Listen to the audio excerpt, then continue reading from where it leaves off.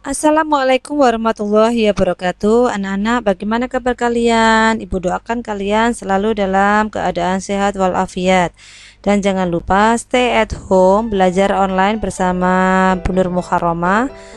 Belajar online IPA pada pokok bahasan kali ini adalah klasifikasi makhluk hidup yang kedua, yaitu tentang tumbuhan dan hewan. Serta kalian akan belajar tentang sistem tata nama ganda atau binomial nomenklatur. Karena itu persiapkan buku tulis dan alat tulis kalian untuk mencatat yang penting. Tujuan pembelajaran kita hari ini yaitu Ibu harapkan setelah pembelajaran online di video kali ini kalian bisa menjelaskan ciri kingdom hewan dan tumbuhan, memberi contoh organisme kingdom hewan dan tumbuhan, menuliskan manfaat kingdom hewan dan tumbuhan bagi manusia, menjelaskan sistem tata nama ganda atau binomial nomenklatur, dan bisa menggunakan atau membuat kunci determinasi. Perhatikan gambar di bawah ini, organisme apakah pada gambar tersebut? Jika kalian menamakan ini atau menyebutnya sebagai tumbuhan, kalian salah, karena organisme ini adalah hewan. Dan alasan organisme ini hewan karena memiliki alat gerak berupa tentakel, kemudian sifatnya heterotrof, tidak melakukan fotosintesis, tetapi dia memakan organisme yang lain. Ciri dari hewan lainnya berangkat dari terumbu karang, yaitu ciri bergerak aktif, multiseluler atau bersel banyak, tidak dapat berfotosintesis, dan dibagi menjadi dua kelompok besar, yaitu invertebrata atau tidak bertulang belakang dan vertebrata atau bertulang belakang. Ciri dari invertebrata yaitu tidak bertulang belakang, susunan secara pusat terletak di perut, berkembang biak secara kawin dan ada yang tidak kawin. Kemudian susunan alat tubuh masih sederhana. Dan invertebrata dibagi atau diklasifikasikan menjadi 8 kelompok, yaitu Porifera, Coelenterata, Mollusca, Arthropoda, Echinodermata, Nematelmintes, Annelida, dan Platyhelminthes. Berikut ini Ibu jelaskan satu persatu. Porifera memiliki ciri yaitu hidup di laut, bentuknya seperti tabung dan melekat pada dasar perairan. Porifera berkembang biak secara seksual dengan membentuk kuncup dan juga secara seksual. Contohnya adalah Euspongia dan Sikon. Dan porifera yang telah mati bisa dimanfaatkan salah satunya untuk penggosok tubuh. Kelompok berikutnya adalah Coelenterata yang memiliki ciri hidupnya di air, tubuhnya berongga, mengalami metagenesis atau pergiliran keturunan, memiliki tentakel untuk menangkap makanan dan sebagai alat peraba, mempunyai dua bentuk tubuh yaitu polip menempel pada tempat hidup dan medusa seperti payung melayang-layang di air. Dibedakan menjadi 4 kelas, yaitu hidrozoa, contohnya adalah hidra. Scyphozoa contohnya adalah ubur-ubur, Anthozoa contohnya adalah anemon laut, dan Cubozoa contohnya Sironex. Kelompok berikutnya adalah Mollusca yang memiliki ciri utamanya adalah bertubuh lunak dan terbungkus oleh cangkang. Mollusca juga diklasifikasikan berdasarkan alat geraknya dan terdapat 3 kelas, yaitu Pelecypoda contohnya adalah kerang, Gastropoda alat geraknya di perut contohnya adalah bekicot, kelas Cephalopoda alat geraknya di kepala contohnya gurita, cumi-cumi. Kelompok berikutnya adalah Arthropoda, di mana arthros adalah artinya berbuku atau berruas dan podos adalah kaki. Berarti arthropoda adalah hewan yang kakinya berbuku-buku atau berruas-ruas. Dan ciri lainnya tubuhnya terdiri atas utamanya bahan kitin ya, misalnya pada keluing dan kalajengking ini. Berdasarkan struktur tubuhnya, arthropoda dibedakan menjadi 4 kelas, yaitu insekta, contohnya adalah belalang, myriapoda, contohnya adalah keluing, krustase, contohnya adalah kepiting atau ketam, arachnoidea, contohnya adalah kalajengking. Kelompok invertebrata berikutnya adalah Echinodermata, di mana echino itu artinya duri dan derm itu kulit, sehingga tubuh Echinodermata itu penuh dengan duri-duri dan habitatnya di laut. Echinodermata dibedakan menjadi 5 kelas, yaitu Astoroidea, contohnya bintang laut, Holoturoidea, contohnya teripang, Opiroidea, contohnya bintang ular laut, kelas Echinodea, contohnya landak laut, dan kelas Crinoidea, contohnya lili. Nematelmintes memiliki ciri cacing dengan tubuh bulat panjang seperti benang dengan kedua ujung tubuh yang runcing seperti ini. Kulitnya halus, licin, tidak berwarna dan dilapisi oleh kutikula yang berfungsi melindunginya dari enzim pencernaan inang karena cacing ini merupakan parasit, yaitu pada tubuh manusia salah satunya. Sistem pencernaannya sudah lengkap, contohnya adalah cacing perut. Kelompok berikutnya adalah Annelida, yang artinya cacing gelang, memiliki tubuh bersegmen atau beruas-uas yang mirip dengan cincin dan memiliki otot. Mempunyai sistem pencernaan sempurna, tubuh dilapisi dengan kutikula tipis dan lembab. Contohnya adalah cacing tanah dan linta atau Hirudomedicinalis. Sesuai dengan nama ilmiah, linta ini juga berperan dalam pengobatan. Misalnya saat tergigit oleh hewan tertentu, maka linta ini bisa menyerap darah kita yang mengandung bisa misalnya. Kelompok yang terakhir yaitu dari invertebrata adalah Platyhelminthes, di mana memiliki ciri tubuh yang pipih, simetris dan tidak bersegmen. Mempunyai satu lubang mulut tanpa dubur, hidup sebagai parasit, mempunyai alat hisap, akan tetapi juga ada yang hidup bebas. Reproduksi generatif dengan perkawinan silang, secara vegetatifnya dengan membelah diri atau fragmentasi. Contohnya adalah planaria dan cacing hati. Jadi planaria hidup secara bebas, cacing hati hidup secara Kelompok berikutnya pada tingkatan yang lebih tinggi ada kelompok vertebrata, yaitu hewan bertulang belakang, dan diklasifikasikan menjadi 5 kelas. Ada Pisces, Amphibia, Reptilia, Aves, dan tingkatan hewan yang tertinggi adalah Mamalia. Akan kita bahas satu persatu dimulai dari Pisces. Ciri umum Pisces atau ikan merupakan anggota vertebrata yang poikilotherm atau berdarah dingin, berarti darahnya sesuai dengan suhu darahnya sesuai dengan suhu lingkungan. Suhu tubuhnya sama dengan suhu lingkungan dan peredaran darahnya terbuka. Hidupnya habitatnya di air, bernafas dengan insang, memiliki sisi yang berlendir dan mempunyai sirip untuk bergerak. Berkembang biak dengan bertelur atau ovipar, alat pencernaannya sempurna, rongga tubuhnya sejati, tubuh berkerangka dalam dan memiliki jantung dengan 2 ruang, yaitu satu serambi dan satu bilik. Contohnya adalah hiu dan mujair. Kelompok yang kedua dari vertebrata adalah amfibia, memiliki ciri umum yaitu kulit yang selalu basah, alat gerak berupa 2 pasang kaki untuk berjalan dan berenang, kakinya berjari 4 atau 5 atau lebih sedikit, mata memiliki kelopak yang dapat digerakkan, kemudian matanya juga memiliki selaput khusus untuk melindungi matanya saat berenang. Pada mulut terdapat gigi dan lidah yang dapat dijulurkan pada saat masih kecil, yaitu berupa beruduk, bernafas dengan insang, tetapi setelah dewasa bernafas dengan paru-paru dan kulit. Suhu tubuhnya berubah-ubah sesuai dengan lingkungannya atau poikilotherm.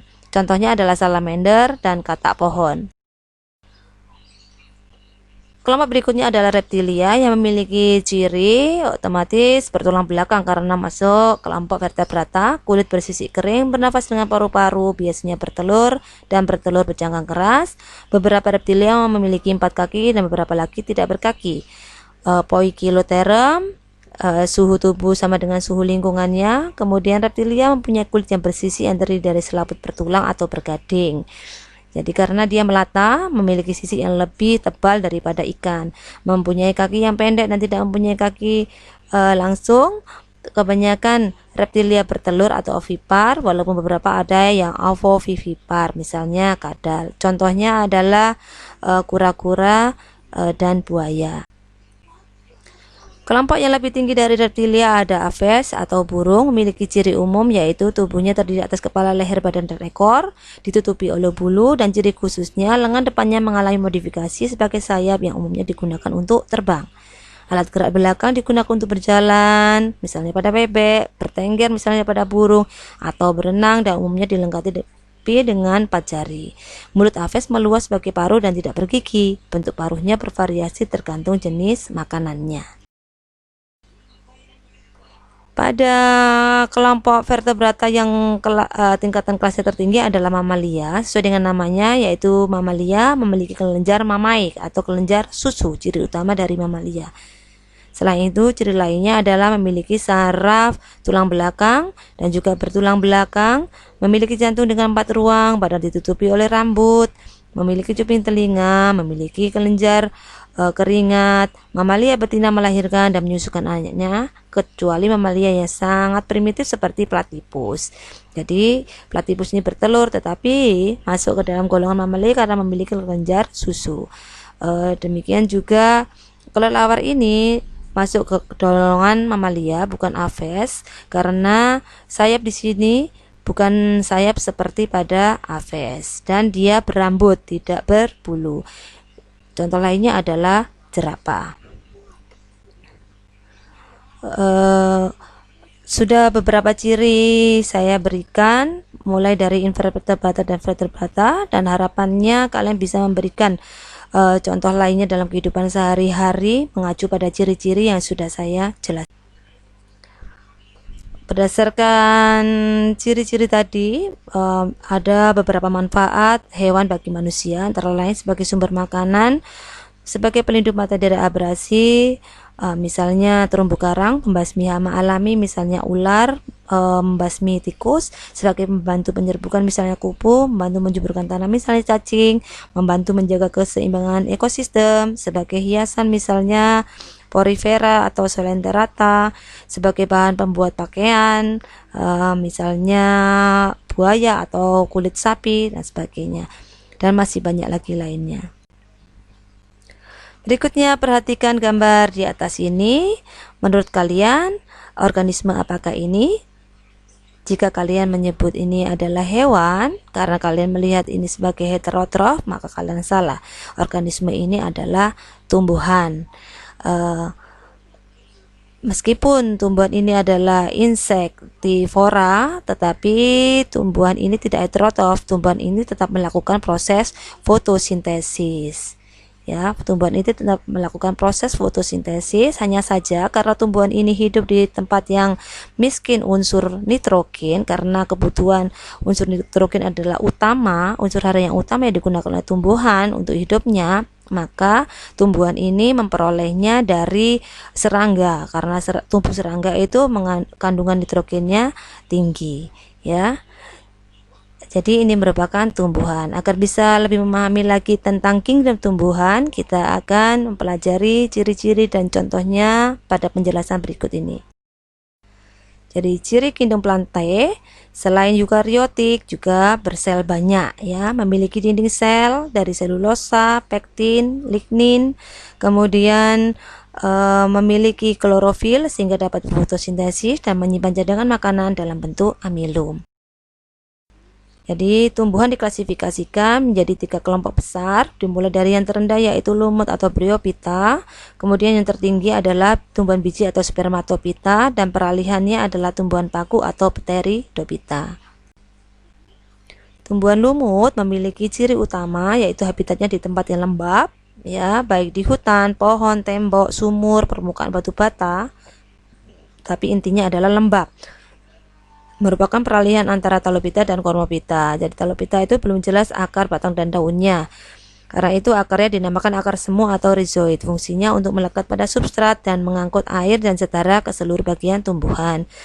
Koloni lumut seperti beludru, misalnya ini melekat pada tembok dan lembaran, ya. Tidak memiliki sistem pembuluh angkut, perkembangbiakan vegetatifnya dengan pembentukan kema, penyebaran spora, dan fragmentasi. Generatifnya peleburan 2 gamet. Dan lumut juga mengalami metagenesis, yaitu pergiliran keturunan antara fase sporofit atau vegetatif dan fase gametofit atau generatif.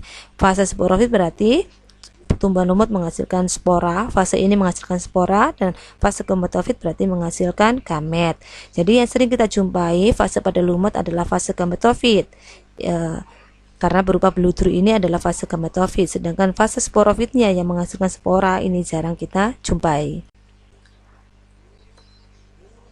Kelompok berikutnya pada spermatophyta adalah tumbuhan paku atau pteridophyta, memiliki ciri sama dengan tumbuhan lainnya yaitu fotoautotrof, dapat hidup di berbagai habitat, misalnya di daerah lembab, berair, permukaan batu, tanah maupun epifit atau menempel di kulit pohon. Tumbuh subur di daerah hutan-hutan tropis, berbentuk seperti tumbuhan tingkat tinggi dan ukuran tubuh bervariasi, ada yang beberapa sentimeter dan ada yang mencapai 5 meter. Mengalami pergantian keturunan atau metagenesis sama seperti lumut.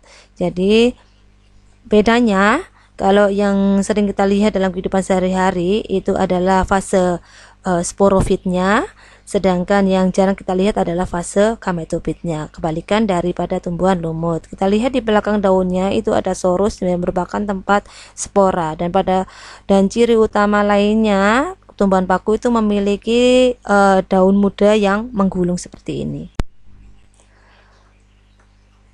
Kelompok tumbuhan berikutnya yaitu kelompok tumbuhan tingkat tinggi, yaitu spermatopita, di mana spermatopita memiliki ciri makroskopis dengan ketinggian bervariasi, bentuk tubuhnya bervariasi, cara hidup fotoautotrof, habitatnya kebanyakan di darat, ada juga yang mengapung di air misalnya teratai, mempunyai pembuluh floem dan xilem, reproduksi melalui penyerbukan dan pembuahan. Jadi diklasifikasikan menjadi dua kelompok besar, yaitu tumbuhan biji tertutup atau angiosperme dan tumbuhan biji terbuka atau gimnosperme. Tumbuhan biji terbuka memiliki ciri bakal bijinya tidak ditutupi daun buah, umumnya perdu atau pohon dengan batang keras dan berkayu, akar tunggang, daun kaku, pipi dan lebar, memiliki pembuluh angkut, belum punya bunga yang sesungguhnya sehingga bunganya dinamakan dengan strobilus atau runjung. Jadi memiliki runjung betina yang tersusun daun buah dan memiliki runjung jantan yang merupakan badan penghasil serbuk sari, bereproduksi dengan biji. Dikelompokkan menjadi 4 kelompok besar, yaitu Ginkgoales, contohnya adalah Ginkgo biloba, Genetales, contohnya adalah Genetum genemon atau Blinjo, Cycadales atau contohnya adalah Pakis haji, dan Coniferales contohnya adalah Pinus. Hanya 4 kelompok besar ini. Kelompok yang kedua dari spermatopita atau tumbuhan biji adalah tumbuhan biji tertutup. Ya, ciri utamanya adalah tumbuhan yang bakal bijinya tersimpan dalam daun buah atau daging buah. Alat perkembangbiakan berupa bunga, organ tubuh, akar, batang, daun sudah dapat dibedakan dengan jelas. Susunan daun menyirip, menjari, sejajar dan beraneka ragam. Biji tersimpan dalam daun buah atau daging buah. Jadi pengelompokannya ada 2 kelompok besar dari tumbuhan biji tertutup, yaitu tumbuhan biji berkeping 2 dan tumbuhan biji berkeping 1. Yang 2 adalah dikotil, yang 1 adalah monokotil. Contoh yang dikotil adalah tanaman mangga, yang monokotil adalah tanaman jagung. Jadi bisa dilihat biji jagung hanya berkeping 1, yang biji kacang maupun mangga itu berkeping 2. Perbedaan lainnya dari dikotil dan monokotil adalah dari kelipatan bunganya, mahkota bunganya. Kalau dikotil 5, sedangkan monokotil adalah 6. Tulang daun dari dikotil adalah menjala, menjari, kemudian kalau monokotil adalah sejajar. Kemudian letak berkas pengangkutnya, kalau dikotil adalah teratur, kalau monokotil tersebar, dan dikotil memiliki kambium, monokotil tidak memiliki kambium sehingga monokotil tidak dapat membesar. Kemudian akarnya, kalau dikotil merupakan akar tunggang sehingga memiliki akar utama kemudian baru bercabang, sedangkan monokotil tidak memiliki akar utama, tapi dari batang kemudian yang masuk ke tanah ini langsung bercabang. Manfaat dari tumbuhan, pertama sebagai sumber makanan, sebagai pelindung pantai dari abrasi misalnya mangrove, penyedia oksigen dan penyerap karbon dioksida karena fotosintesis membutuhkan karbon dioksida dan menghasilkan oksigen, membantu menjaga keseimbangan ekosistem sebagai hiasan, sebagai bahan pembuat pakaian, sebagai tanaman perintis misalnya lumut, sebagai bahan pembuat rumah, dan masih banyak lagi yang lainnya. Perhatikan gambar ini, tahukah kalian apa nama buah ini? Ya, kalau bahasa Indonesianya ini adalah pisang, kalau bahasa Inggrisnya ini adalah banana, kalau bahasa Jawanya adalah gedang, dan bahasa Sundanya ini adalah pepaya ya. Kalau ada komunikasi secara universal atau internasional, maka tidak akan tercapai kesepakatan atau kesepahaman bahwa buah ini penamaannya kalau secara lokal. Karena itu perlu dibuat kesepakatan untuk menamai sebuah organisme itu harus bahasanya yang bisa disepakati secara universal atau internasional. Jadi bahasa apakah yang digunakan untuk membuat nama ilmiah dari organisme? Kita simak penjelasan berikut ini. Jadi penamaan organisme secara universal atau internasional itu menggunakan sistem tata nama ganda yang ditemukan oleh Carolus Linnaeus atau yang digagas oleh Carolus Linnaeus, namanya binomial nomenklatur, yaitu menggunakan bahasa Latin. Alasannya karena agar tidak terjadi kekeliruan dalam mengidentifikasi makhluk hidup, karena tidak ada nama makhluk hidup yang sama persis nantinya. Bahasa Latin adalah bahasa yang tidak berkembang atau mati, sehingga cenderung tetap sampai kapanpun, ya. Beda dengan bahasa Indonesia yang mengalami perkembangan, maupun bahasa Inggris juga mengalami perkembangan. Jadi terdiri dari dua kata. Kata pertama diawali dengan huruf kapital, kata kedua diawali dengan huruf kecil. Bila ditulis tangan digarisbawahi, bila diketik ditulis miring atau italik. Kata pertama menunjukkan genus, kata kedua menunjukkan jenis atau spesies. Contohnya adalah Oryza sativa atau Hibiscus rosa sinensis. Jadi penulisannya bisa dicetak miring, bisa digaris bawah. Kata pertama menunjukkan genus, kata kedua menunjukkan spesies. Takson dan klasifikasi untuk memudahkan mengelompokkan organisme, maka disusunlah aturan pengelompokan dari tingkat yang paling rendah yaitu spesies sampai ke tingkat paling tinggi yaitu kingdom. Diperlukan metode penamaan untuk memberi nama suatu kelompok. Jadi tujuannya binomial nomenklatur tadi membedakan antara satu kelompok dengan kelompok yang lain, menyusun hubungan kekerabatan antar kelompok, memudahkan dalam mengenal ciri kelompok, dan menunjukkan tingkatan takson dalam klasifikasi. Jadi urutan tingkatan takson dalam klasifikasi, tingkatan yang tertinggi adalah kingdom. Kalau hewan adalah setelah kingdom adalah phylum, tumbuhan ada divisio, kemudian tingkat semakin rendah kelas, ordo, family, genus, spesies. Penerapannya seperti ini. Jadi gajah dan orangutan ini pada tingkatan kingdom, phylum, dan kelas tingkatannya masih sama, yaitu kingdomnya animalia, phylumnya chordata, kelasnya mamalia. Tetapi pada tingkatan ordo sampai dengan spesies sudah berbeda. Jadi ordonya kalau gajah itu Proboscidea, kalau orangutan adalah primata. Nama spesies dari gajah adalah Elephas maximus, nama spesies dari orangutan adalah Pongo pygmaeus. Berikutnya, diperlukan juga kunci identifikasi untuk mengenali organisme yang belum kita kenali, ya. Dengan melihat ciri-cirinya dan mengacu pada kuncinya, maka kita bisa menentukan nama spesies dari organisme tersebut. Jadi kunci identifikasi itu tujuannya untuk memudahkan membuat tahapan klasifikasi makhluk hidup. Dapat digunakan kunci determinasi. Kunci determinasi adalah uraian tentang ciri umum sampai ciri khusus makhluk hidup. Cara menggunakan kunci determinasi ini harus mengetahui nama bagian yang akan diamati, kemudian dicocokkan dengan ciri-ciri yang ada pada kunci determinasi. Kunci determinasi paling sederhana yang digunakan untuk mengidentifikasi suatu jenis atau kelompok makhluk hidup disebut kunci dikotom. Kunci dikotom adalah kunci determinasi yang terdiri atas dua keterangan yang berlawanan dari ciri-ciri yang dimiliki oleh suatu jenis atau kelompok makhluk hidup. Jadi langkah menggunakan kunci dikotom: pertama, menyusun ciri berlawanan. Yang kedua, pada setiap langkah terdapat dua pilihan, dua ciri yang saling berlawanan yang harus dipilih untuk menentukan urutan identifikasi berikutnya. Jika salah satu ciri telah sesuai, alternatif lainnya akan gugur. Berikut ini saya berikan ada 8 spesies, kemudian saya kelompokkan pertama karena harus ciri yang berlawanan. Pertama, kelompok vertebrata dan invertebrata, sehingga terbagi. Vertebrata adalah sapi, kucing, kambing, bebek. Invertebratanya cacing, kelabang, semut, dan nyamuk. Kemudian vertebrata saya bagi lagi jadi dua pernyataan yang berbeda, yaitu saya kelompokkan jadi herbivora dan karnivora. Kemudian yang invertebrata saya kelompokkan mempunyai alat gerak dan tidak memiliki alat gerak. Yang herbivora saya kelompokkan lagi mamalia dan aves. Kemudian yang memiliki alat gerak saya kelompokkan tidak bersayap dan bersayap. Kemudian yang tidak bersayap saya kelompokkan dua lagi, mempunyai 3 pasang kaki dan mempunyai 2 pasang kaki tiap ruas tubuh.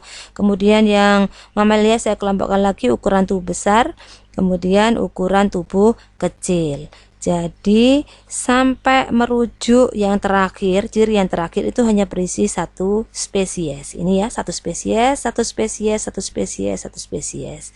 Ini juga satu spesies, sudah habis di sini, ini juga. Setelah terbentuk skema seperti ini, baru kita berikan nomor. Ingat, saat pernyataan itu berlawanan berarti itu nomor yang sama. Ini seperti ini ya. Karena itu vertebrata dan invertebrata saya beri nomor 1. 1A dan 1B. 2A dan 2B, 3A dan 3B, mamalia dan aves, 4A 4B, kemudian 5A 5B, ukuran besar dan kecil 6A 6B, kemudian 7A 7B. Kalau sudah seperti ini, maka akan kita susun menjadi kunci determinasi yang berupa seperti ini. Ya, jadi semua yang tertera di sini kita tuangkan dalam kalimat seperti ini. Tinggal menulis saja 1A sampai dengan 7B. Tulis dulu seperti ini, baru kemudian masukkan kata yang berlawanan tadi, vertebrata dengan invertebrata. Terus kemudian 2, herbivora dengan karnivora. Tulis saja semua sampai dengan 7B. Setelah itu baru di ujungnya kita beri titik-titik seperti ini mengarah ke ujungnya. Vertebrata misalnya 1A itu mengarah kemana? Ini berarti skemanya kedua ya. Kalau 2A mengarahnya ke 4 ya. Kita lihat 2A berarti ke 4. Kita tinggal melihat ujungnya kemana, ujungnya kemana ya. Tinggal menulis seperti ini. Kalau sudah jadi seperti ini, kita tinggal mencoba. Misalnya kucing, kunci determinasinya semua diawali dari 1 dulu. Misalnya kucing kita tahu ciri-cirinya vertebrata ya, berarti menuju ke 2. Berarti ini 1A menuju ke 2. 2, apakah kucing herbivora atau karnivora? Kucing itu karnivora, berarti 2B. Berarti tulis 2B. Nyamuk misalnya, nyamuk dimulai dulu dari 1 dulu. Invertebrata berarti menuju ke 3. Ini salah ketik ya. Menuju ke 3, 3A. Kemudian setelah 3A menuju ke 5B. Jadi ini ketemu kunci determinasinya yang kucing juga ini ya. Demikian anak-anak, semoga bermanfaat pembelajaran online hari ini di kesempatan ini, di video ini. Dan ingat bahwa belakang belati yang tumpul sekalipun apabila terus-menerus diasah pasti akan tajam. Jangan lupa tetap semangat untuk belajar meskipun belajar online. Dan kurang lebihnya saya mohon maaf, saya akhiri. Wassalamualaikum warahmatullahi wabarakatuh.